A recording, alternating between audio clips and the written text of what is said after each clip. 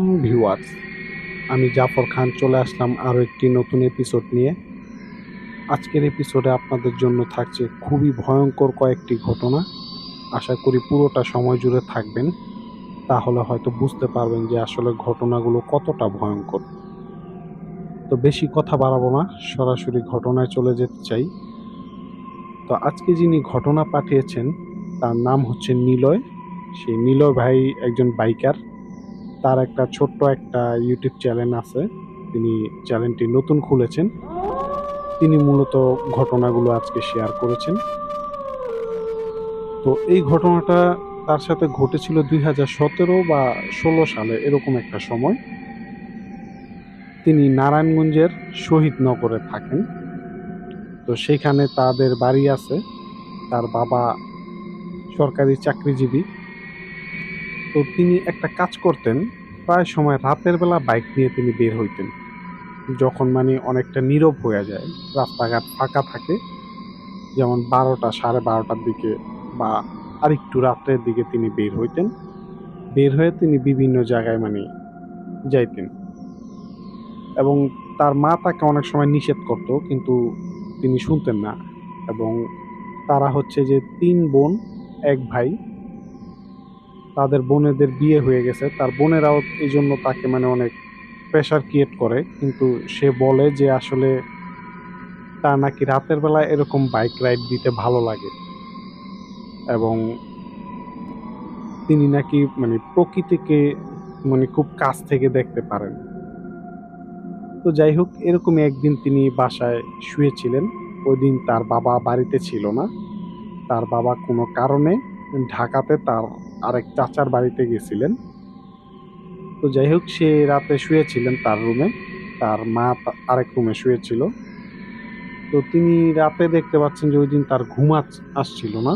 তিনি অনেকক্ষণ ফোন ঘাটাঘাটি করেন, কিন্তু একটা পর্যায়ে মানে তার ইচ্ছা করতেছিল যে একটু বাইকটা নিয়ে একটা রাইড দিয়ে আসি।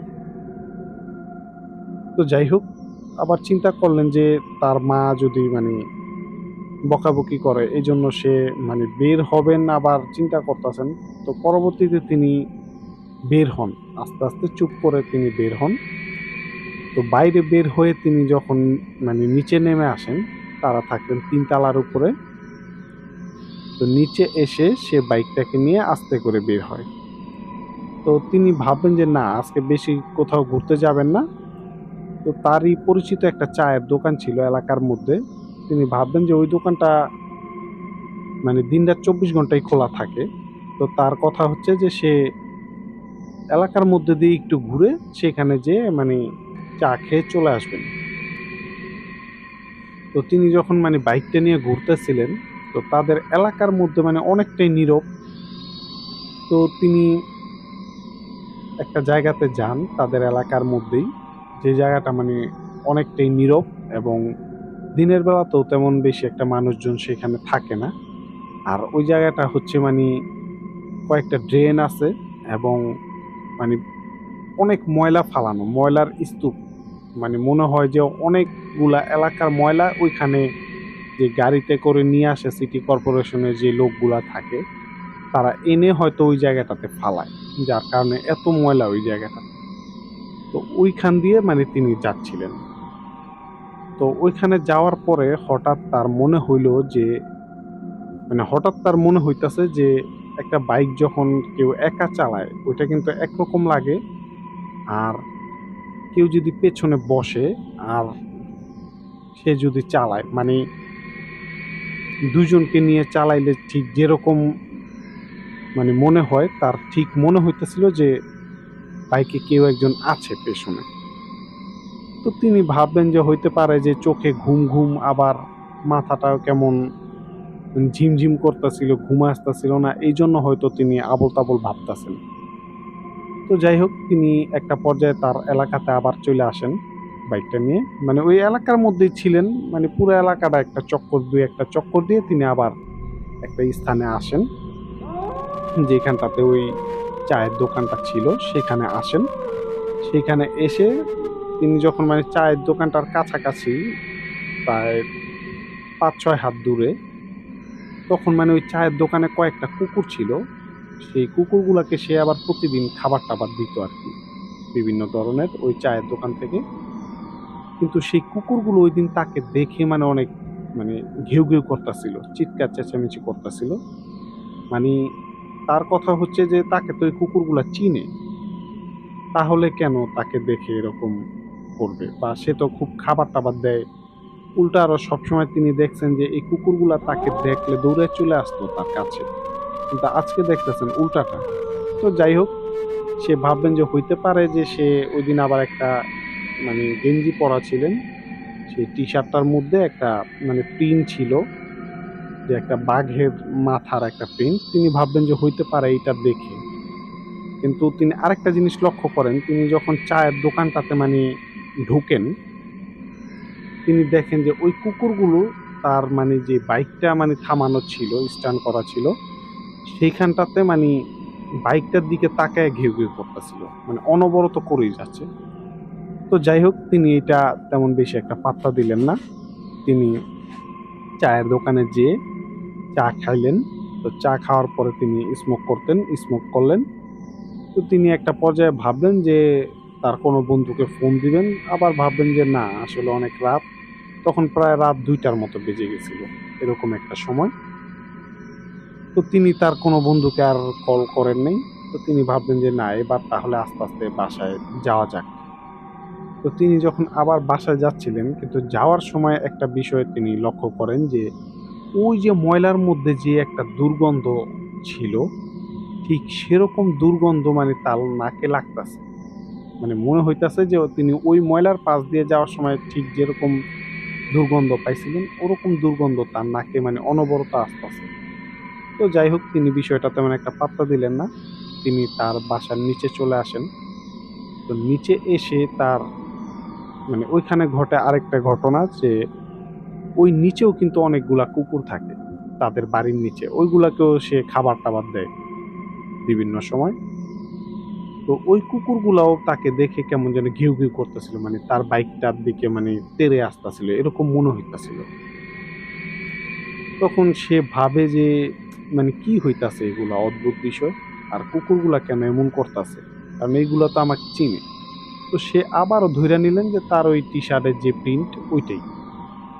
তখন তিনি ভাবলেন যে নাহ, যাই হোক বাসায় চলে যাই। তখন তাদের বাসা আবার কেচি গেট ছিল নিচে। সে কেচি গেট খুলে তিনি আবার সিঁড়ির লাইট জ্বালান নাই। কারণ সিঁড়ির লাইটগুলার সুইচটা নিচে ছিল, সার্কিটটা। তো ওইটা হচ্ছে এরকম যে যদি সুইচটা দেন, তার মানে প্রত্যেকটা ফ্লোরের যে সিঁড়ি, মানে পুরা বিল্ডিং এর সিঁড়ির মধ্যে লাইটটা জ্বলে যাবে। তো তিনি ভাবলেন যে এটা জ্বালাইলে হয়তো কারেন্ট বিল বেশি আসবে, বা আমি যদি উপরে চলে যাই তাহলে তো আর আবার নিচে এসে এটা কে বন্ধ করবে? তো এইজন্য তিনি আর লাইটটা অন করেন নাই। তো তিনি যখন মানে লাইট অন করেন নাই, তো তিনি একটা সিঁড়ি ওঠেন। তো একটা সিঁড়ি যখন ওঠেন, খুবই অন্ধকার ছিল মোটামুটি। আর যেহেতু তাদের নিজেদের বাড়ি, এজন্য তার কোনো প্রবলেম হইতেছিল না। কারণ সবকিছু তার নিজের তো মুখস্থ। এজন্য তিনি মানে আইডিয়া করে হেঁটে, হেঁটে অন্ধকারের মধ্যে উঠতেছিলেন। তো এইখানে আরেকটা বিষয়, যে তিনি যখন মানে একটা সিঁড়ি পার হন, তখন হঠাৎ করে তার মনে হয় যে কে যেন তার ঘাড়ের কাছে গরম নিঃশ্বাস ছাড়তেছে। এটাতে তিনি মানে একটু ভয় পেয়ে যান এবং একদৌড়ে তিনি ২ তলায় উঠে যান। তখন তিনি ২ তলায় উঠে তখন তিনি চিন্তা করেন যে আমার পকেটে তো ফোন আছে। আমি ফোনের টর্চটাই অন করি। তাহলে দেখতে পাবো যে কে বা কেউ আছে কিনা।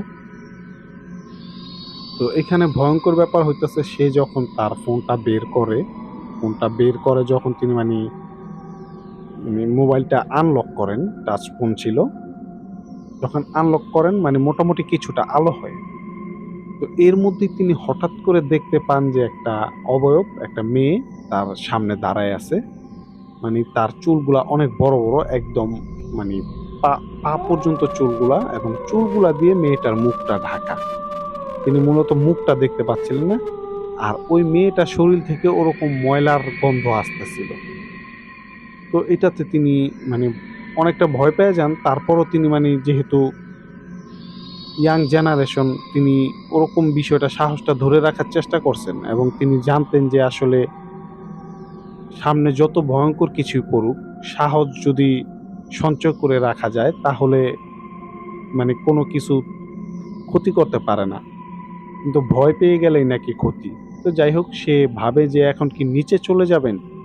তো তিনি ভাবলেন যে নিচে গেলে আর কি হবে? তো আমার তো বাইরে তো পুরা রাত কাটানো যাবে না। তো তিনি এটা ভেবে তিনি দেখেন যে ওই মেয়েটা একইভাবে দাঁড়ায় আছে। তো তিনি ওই ভাবেন যে না, আমাকে বাড়িতেই যেতে হবে, উপরে যেতে হবে। আমি নিচে গেলে হবে না। তো যাই হোক, সে ওই মেয়েটার পাশ দিয়ে অনেকখানি জায়গা ছিল। সে পাশ দিয়ে আস্তে, আস্তে কাছে যায়। কাছে গিয়ে সে একটা দৌড় দেয়। এক দৌড়ে তিনি তার মানে ৩ তলায় উঠে মানে কোন রকমের দরজাটা খুলে তিনি তাড়াতাড়ি ভিতরে ঢুকে যান এবং ভিতরে গিয়ে তার রুমে সে চলে যায়। তো তার রুমে আবার মশারি টাঙানো ছিল। যেহেতু তিনি মানে শোয়ার প্রস্তুতি নিছিলেন, তার মধ্যে থেকেই তিনি উঠে আবার বাইরে গেছেন। তো মশারি টাঙানো ছিল। তো তিনি যখন ঘরে যান, ঘরে গিয়ে মশারিতে ঢুকবেন, ঠিক তখন তার মনে হইতাছে যে মশারির মধ্যে কেউ একজন বসে আছে। তো মূলত তার ঘরটা অন্ধকার ছিল যাতে তার মা না বুঝতে পারে যে সে ঘরে নাই।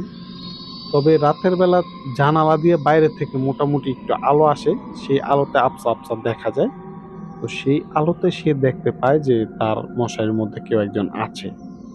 তখন তিনি লাইটটা অন করেন, কিন্তু লাইটটা অন করে মানে তিনি অবাক হয়ে যান এবং এটা দেখার জন্য তিনি একেবারে প্রস্তুত ছিলেন না।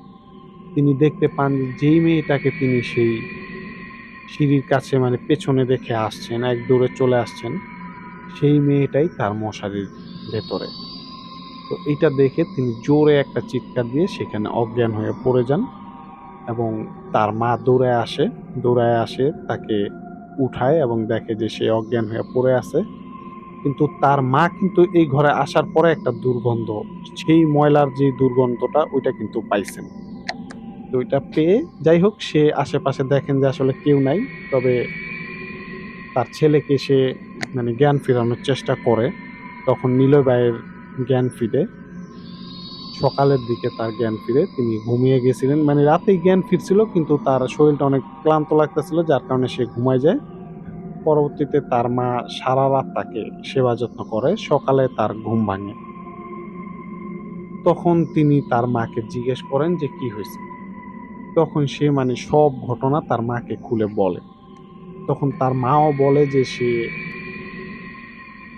যখন তার রুমে আসে একটা পচা মানে ময়লার যে একটা দুর্গন্ধ ওরকম সে পাইছে।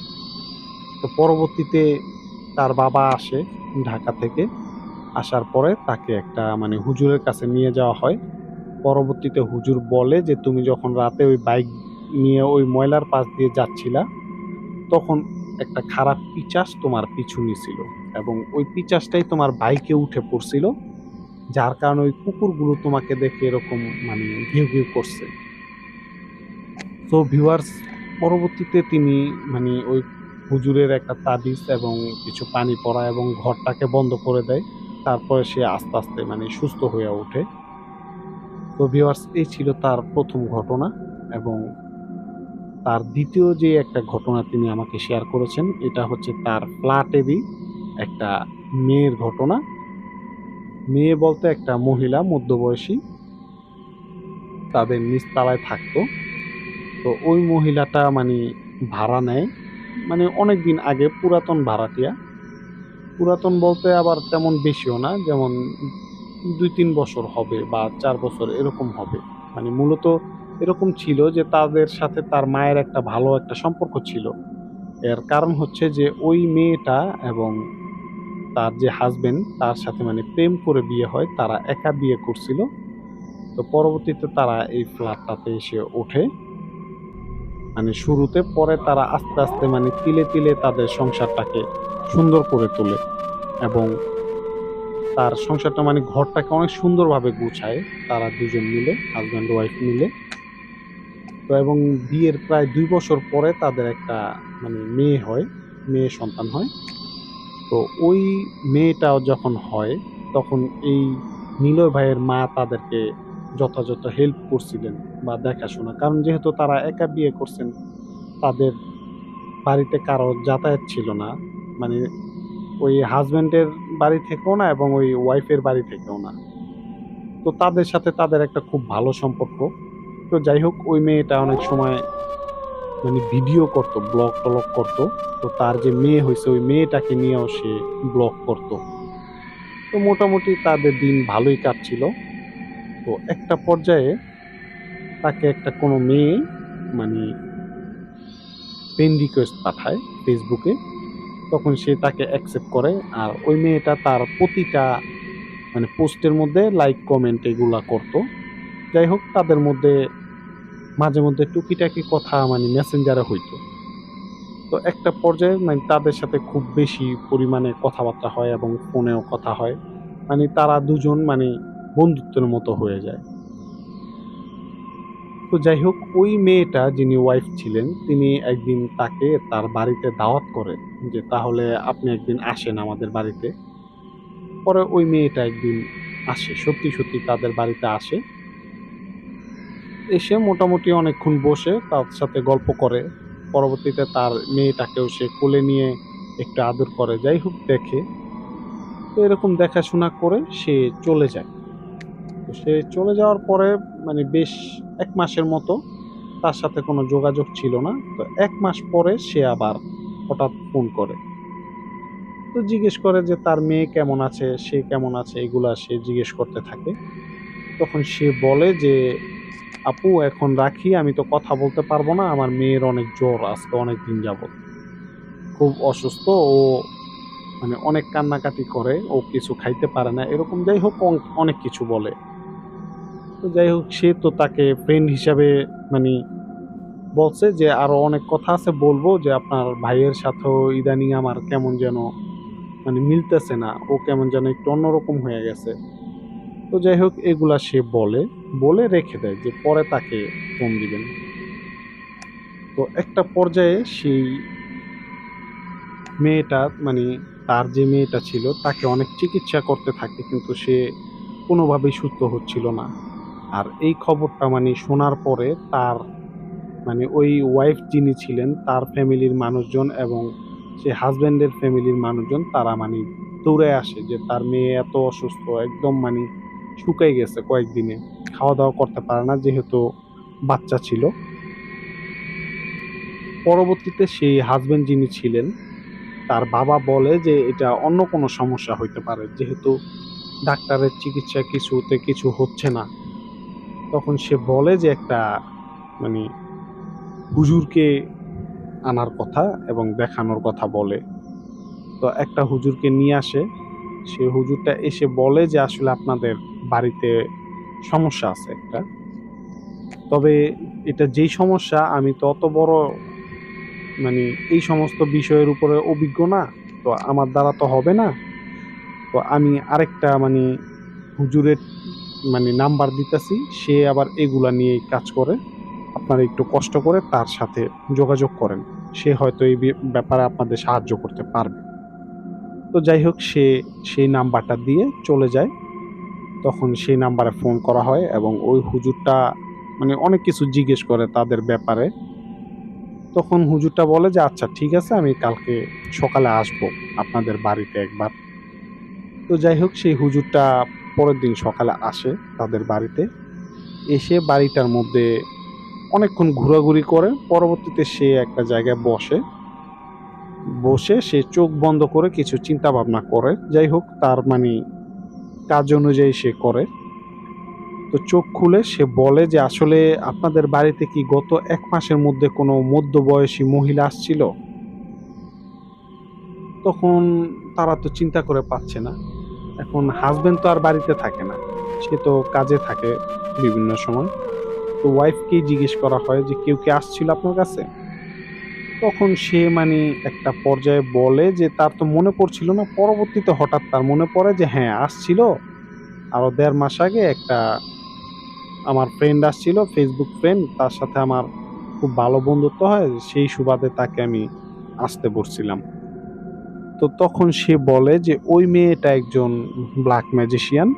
সে আপনাদের বাড়িতে একটা মানি খারাপ জিন চালান করে দিয়ে গেছে এবং আপনার মেয়ের উপরে ব্ল্যাক ম্যাজিক করছে সে। তো যাই হোক, সে তাকে ফোন করে, তখন ফোন করে তাকে আবার তাদের বাড়িতে আসতে বলে এবং বলে যে আসলে তার মেয়ে অসুস্থ, একটু এসে দেখে যান। মানে যাই হোক, তাকে চাচ্ছিল সে কৌশলে আনার জন্য আবার। ওই কবিরাজটাই তাকে বলে যে তাকে আনার ব্যবস্থা করুন। পরবর্তীতে সে তাকে ফোন করে, কিন্তু সে বলে যে সে আসতে পারবে না। তখন সেই কবিরাজও তাদের বাড়িতেই ছিল। সে বলে যে তাকে বলা হয় যে সে আসতে পারবে না। তখন কবিরাজ বলে যে সমস্যা নেই, ওরে আনার ব্যবস্থা আমি করতেছি। আপনি একটু অপেক্ষা করেন, ও দেখবেন মানে আধা ঘন্টার মধ্যে আবার ফোন করে বলবে যে ও আসতেছে। তো হুজুর কি করে এই ব্যাপারে সেটা তারা বলতে পারে না, কিন্তু ঠিক হুজুরের কথা অনুযায়ী আধা ঘন্টার মধ্যেই সে মেয়েটা আবার ফোন করে যে সে আসতেছে। তো যাই হোক, মেয়েটা পরবর্তীতে আসে। এসে যখন দেখে যে এত মানুষ বাড়ির মধ্যে, এর আগে তো তিনি এসে শুধু তাদের মা মেয়েকে দেখছিলেন, কিন্তু এখন এসে অনেক মানুষ দেখতেছেন।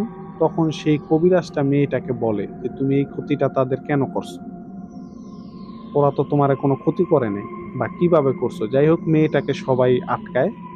তখন মেয়েটা মানে স্বীকার করে যে একটা পর্যায়ে যে সে এটা করছে, যে তাদের এরকম সুখের সংসার, সে এরকম ব্লগ টলগ বানায়, এগুলা দেখে নাকি ওই মেয়েটার মানে হিংসা হয়েছিল। তো হিংসার থেকে সে এই কাজটা করে, যাতে তারা মানে এরকম সুখে না থাকতে পারে, বা তাদের মধ্যে যেন সমস্যা তৈরি হয়। আর সে যেদিন প্রথম আসছিল, ওই তার বাচ্চাটার মানে মাথার চুল এবং জামা থেকে সুতা নিয়ে গেছিল, এবং তাদের ঘরের কোণার মধ্যে একটা মানে ওই যেখানে বসছিল সে ওই সোফার ওই চিপার মধ্যে একটা কাগজের টুকরা রাইখা গেছিল। তো যাই হোক, পরবর্তীতে ওই কবিরাজটা এইগুলা সবকিছু নষ্ট করে ফেলে, যত ব্ল্যাক ম্যাজিক ছিল, এবং সেই ঘরটাকে বন্ধ করে দেয়। এবং ওই মেয়েটাকেও মানে বলে যে ছেড়ে দিতে, অনেক অপমান করে ছেড়ে দেয়, এবং বলে যে এরকম কাজ কখনো করবা না। যাই হোক, অনেক ধরনের কথা বলে মেয়েটাকে ছেড়ে দেয়। এবং তার হাজবেন্ড তার ওয়াইফকেও মানে অনেক মানে রাগ ঝাড়েন যে তুমি কেন একটা বাইরের মানুষকে বাসায় নিয়ে আসছো, আর বাসায় আনার আগে আমার কাছ থেকে কোনো অনুমতি ছাড়া কেন আসছো। তো যাই হোক, পরবর্তীতে মানে তাদের সংসারটা আবার, যেহেতু একটা সুখের সংসার ছিল, এত বড় একটা সমস্যা মানে তাদের উপর দিয়ে চলে যায়। তো যাই হোক, এটা তাদের জীবনের একটা পার্ট ছিল। তো এই ঘটনার মাধ্যমে ভিউয়ার্স যারা এরকমটা মানে যে কোনো কিছু ফেসবুক, টুইটার বা যে কোনো সোশ্যাল মিডিয়া এগুলা মানে আপলোড করেন, বা সবকিছুই আপনারা মানে শো অফ করেন, কিন্তু এটা আসলে ঠিক না। এটাতে কিন্তু আসলে মানুষের বদনজর লেগে যায়। আপনারা এই জিনিসটা বিশ্বাস করবেন কিনা জানি না, বদনজর কিন্তু সত্য। এটা কোরআন হাদিসেও বলা আছে বদনজর সম্পর্কে। তো যাই হোক, আপনারা মানে সাবধানে থাকুন, সুস্থ থাকুন, এটাই কামনা করি। তো ভিউয়ার্স, আজকে এই পর্যন্তই। আজকের এপিসোডটা যদি আপনাদের কাছে ভালো লেগে থাকে, তাহলে লাইক, কমেন্ট ও শেয়ার করুন, এবং আমাদের কালো আত্মা ইউটিউব চ্যানেলটিকে সাবস্ক্রাইব করতে ভুলবেন না। পাশাপাশি আপনি যদি ফেসবুক থেকে দেখে থাকেন আমাদের এই ঘটনাগুলো, তাহলে অবশ্যই আমাদের পেজটিতে একটা ফলো দিবেন। তো ধন্যবাদ, ভালো থাকবেন।